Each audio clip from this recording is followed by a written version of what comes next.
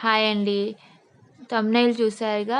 గోరింటాకు ఆషాఢ మాసంలో ఎందుకు పెట్టుకుంటారో ఇప్పుడు చూసేద్దామా? ఆషాఢ మాసం వస్తే చాలు అందరూ పిల్లలు గోరింటాకని అని గోల చేస్తా ఉంటారు.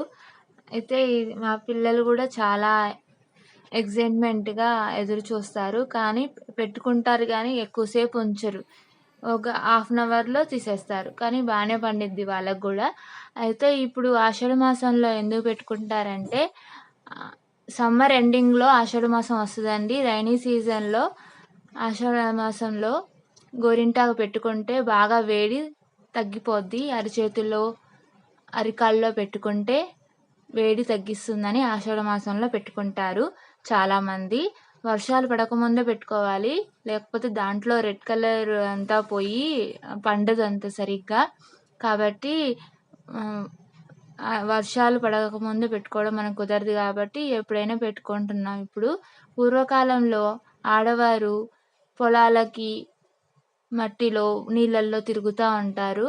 అప్పుడు మనకి గోళ్ళల్లో మట్టి ఉంటది.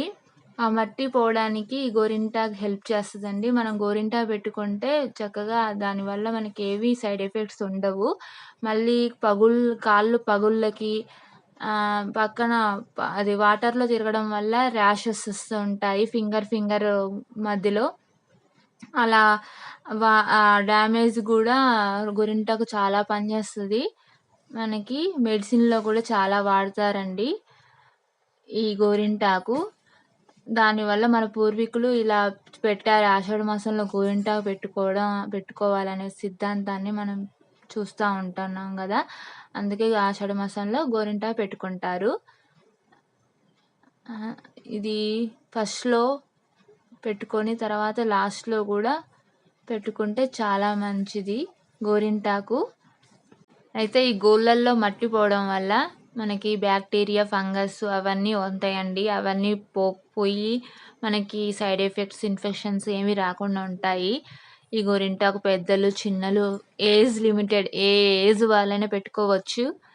కాబట్టి ఈ వీడియో నచ్చితే లైక్ చేయండి ఫ్రెండ్స్. కొత్తగా చూసేవాళ్ళు సబ్స్క్రైబ్ చేయండి. బాయ్.